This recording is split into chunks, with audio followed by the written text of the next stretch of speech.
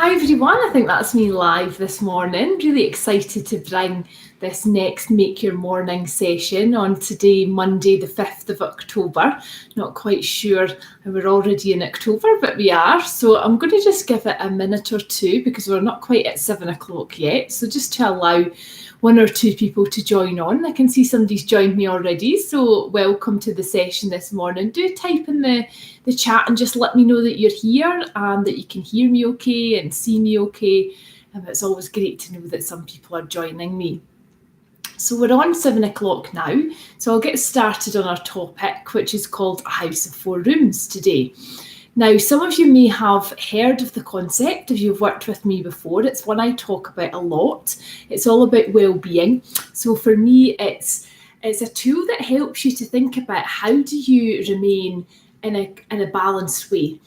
How do you bring a bit more balance into your life? Now, often we're so busy in lots of different areas that we might be putting a lot of focus into our family or a lot of focus into our work or different things that we've got on our to-do list. Actually, this concept now, it's based on an Indian proverb which talked about each individual human being being a house of four rooms. And we have to go into each of these individual four rooms at least once a day to be in full balance. So I'm going to talk you through what each of these four rooms is all about today so that you can get an idea. And also there's a few different resources over on my website, which is karenbonner.com. If you tuned in on Friday, you'll know that I launched it just on Friday, so it's very fresh and new. But there are resources there, in particular in the Wellbeing Treasure Chest, that you can download around A House of Four Rooms. So you'll be able to get everything there. Also, you might want to grab yourself a pen and paper just so you can write down a few ideas as we go through too. So let me take you through each of the individual rooms in turn.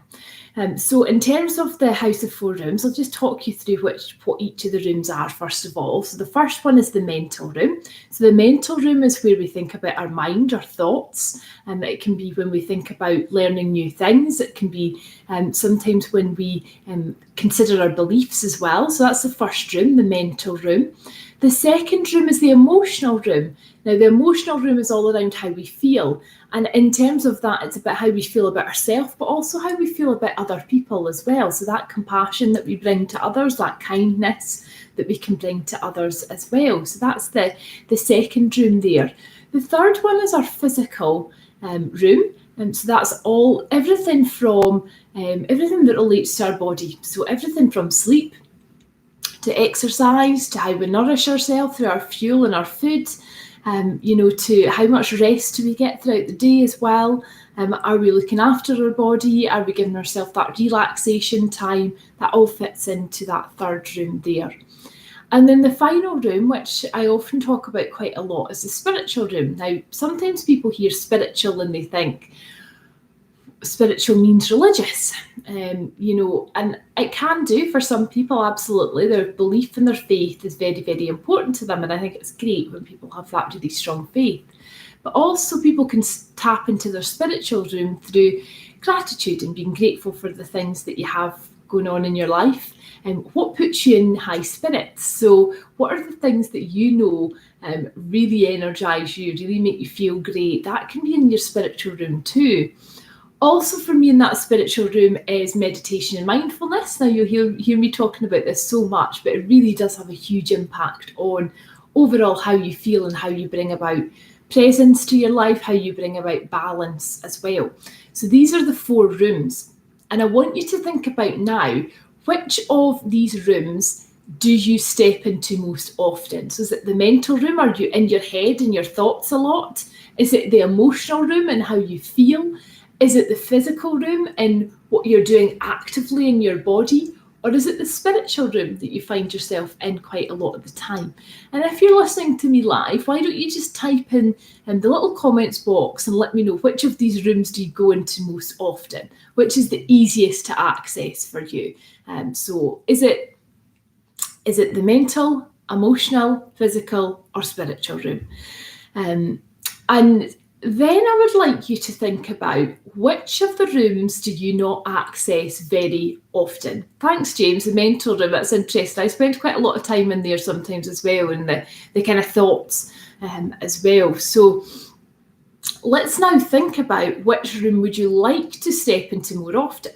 So would you like to be more positive in how you think? Would you like to be more happy in your feelings and emotions and have stronger emotions? Would you like to foster stronger emotions in your relationships?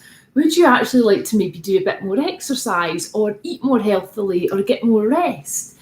Or is it in that spiritual room where you maybe want to connect with more of a sense of purpose? And again, it'd be great to hear which of these rooms would you like to step into most, because that's where I would recommend when you're maybe listening back to this or looking at some of the kind of handouts and stuff that are on the website, that you can focus on that area first, because they're on there. You've got lots of different tips about how you can step into these rooms more often. Spending a bit more time in the emotional room. Well, why don't we go there first then? So in terms of the emotional room, and so one of the kind of key tips that I often recommend in terms of that emotional room is actually becoming really aware of our emotions and how we feel, but also aware of our inner self-talk. So a tip that I often share with people I'm coaching with is around the inner voice elastic band. So what you do is you get an elastic band or a hair bobble, if anybody in the house has got one, and just pop it on your wrist and just notice through the morning or through the day, at any point, if you're starting to think negative thoughts or going a bit of spiral or start doubting yourself or in that place of lacking in self-confidence, just give that band a little ping. Now, I'm not suggesting that you hurt yourself or anything like that, but what I have noticed that does for me, especially if I'm in a place where I'm maybe feeling a bit nervous about something, doing something new, needing to kind of feel the fear and do it anyway, is I start to become really, really aware of my thoughts. And if you start to bring some of those more subconscious thoughts into your consciousness, then you can do something about it. So if I'm pinging that elastic band, I'm then going to the place of, okay, so I'm a bit worried about something. I'll ask myself a question. So what can I do? Who do I need support from? What resource can I tap into? That can just help me to become really aware of my emotions. So hopefully that's a useful little tip for you, because I think if you become aware, you can then do something about it. Another bit in that emotional room would be around your relationships. So sometimes we can have challenges in different relationships, whether it be at work, in our personal life, people that we know. And often what we do is we go into this blame game of, oh, that person hasn't done this, or they said this, or they've not been very welcoming to me, or whatever it might be. Actually, instead of that, what I would recommend that you do is you think about actually, how could you change how you're showing up? How could you make sure that you get in a really good place before you meet that person, or you speak to them on the phone, or you jump on a video call with them? Could you ask them a different question? Could you get more interested in where they're at as well? Love that, James. Yeah, give it a try. And I think by being more interested in the other person, being more focused on their style and what they may like, it's really interesting how your energy can shift as well. Too. So just think about that in your relationships as well. Now, there's lots of other tips in terms of the emotional room on the template on my website, as I said, for anybody that's just joining in, KarenBonner.com. Under Wellbeing Treasure Chest, you will find that House of Four Rooms. There's a template there you can download, a little video as well. So we're going to hop back to the mental room now. Now, the mental room is all about our beliefs. Now, this is where affirmations can be brilliant, when we bring in the I am and then however you want to feel. So I am calm, I am strong, I am confident, whatever it might be. By having that affirmation and repeating it internally, or sometimes if you're in the house on your own, you can just repeat it out loud. It can really help you around how you feel overall. Also in that mental room, something that I like to do is really learn. So the more that we feed our mind, the more positive often it is, by just taking in different content, watching YouTube videos on something that you're interested in, reading books. I like to listen to them on audible.com. It can be really helpful for me. And I remember reading a quote, I think it was by Jim Rohn, and he talked about, you can miss a meal, but don't miss, that reading slot during your day. Don't miss your book. He thought it was so important that we take in that positive content each and every day as well. So learning a new skill as well. So I think as we go into winter as well, it might be a nice time when maybe people are more in the house in the evenings and things like that. Is there something that you've always fancied learning, listening to, trying out? Now's the time. There's never been a better time, even if you start by just putting in small chunks of time, about 15 minutes a day.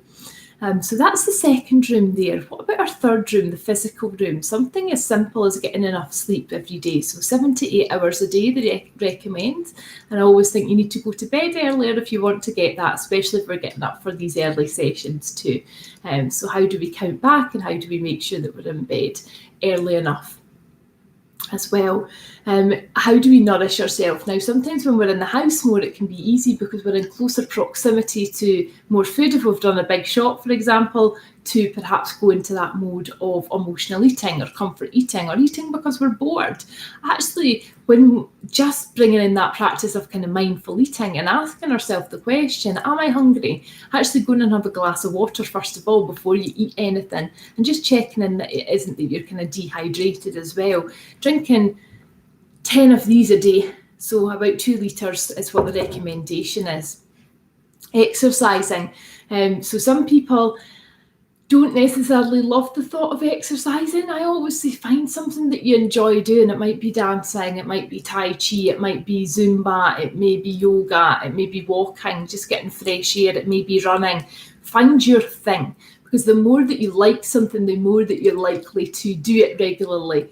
Start small as well. Now, you see everybody in January when the gyms are all open saying, I'm going to go, and I'm going to go every day, every weekday, and I'm going to go for an hour. And I always say, start by going once a week, and then twice, and then 3 times, and build it up. Don't start big and then feel like you're letting yourself down because you haven't gone every day. Build it up, and then the habit is more easy to instill as well. So build it up, build that routine up as well. Also in that physical room, and something that people often feel guilty for, is actually relaxation time. So taking a bit of time to do something you want to do that you find relaxing. Might be taking a bath, it might be just sitting down and watching something that you enjoy, or reading a book.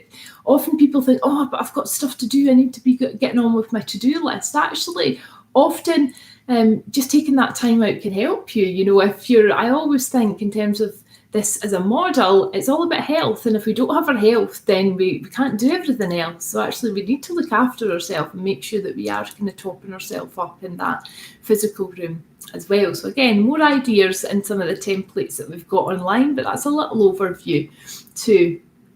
Now finally, let's go to the spiritual room. Now the spiritual room, as I said, what puts you in high spirits? It's about helping you find that sense of purpose. That's where meditation and mindfulness can be amazing, because it helps to quieten the mind a little bit. It helps you to become more aware of how you feel and what you're thinking about your body. Is there aches and pains there? How do we become aware and bring presence into our body and just help us to feel healthier overall? So really simple practice of bringing deep breaths into your day can be a really good way to start. There's also lots of apps. There's lots of different YouTube clips. I run a Tuesday session at 9 o'clock for 30 minutes for free on Zoom. So if you want to join me for that, you can type in the comments box or jump over to my website, karenbonner.com, and sign up. Also in terms of that spiritual room, sometimes taking that step back and thinking about, what do you want to do? What's your purpose? Why are you doing what you're doing? Because often, people hear about, going off to find your purpose, on the journey to find your purpose. And amazing if you can do that. It's not so easy right now to travel. I always think that we can start by being really purposeful in our day. How can we support people? How can we bring our I guess our strengths and our skills to people as well can be a really good way to start to think about our purpose. Purpose is about how you serve, and passion is about what you love. So how can you bring the two of those together in a concept to think about? You know, a lot of people think about purpose in terms of their work, but actually in terms of their life overall. And I do believe that you can bring purpose to where you're at right now, rather than flipping it on its head and thinking about, oh, if I was doing this job, it would be so much more purposeful. It may be, absolutely, but there's opportunity to bring that purpose into your day as well. So that is our 4 rooms concept. I would love you to think about, from this session this morning, what are you going to take away? What are you going to do? What's going to make the biggest impact for you? Because overall, if we can take one thing from this, it would be, what is the one room you want to step into, and what are you going to do to step into that room? It's as simple as that. There's no one size fits all, but there are lots of different techniques that you can use, different simple ideas that are all free and can just bring in a little bit more balance to your life. So I'd ask you to just become more conscious of that as you go through your week, your day. You start your Monday, and I just want to say a huge thank you to everybody joining me live and anybody who watches on the recording. It really is great to have people on live as I do these sessions, and I will be back tomorrow for another Make Your Morning session. Find any resources, any information about what I've talked about today at KarenBonner.com. Take care, everyone, and thanks for joining in. Bye-bye.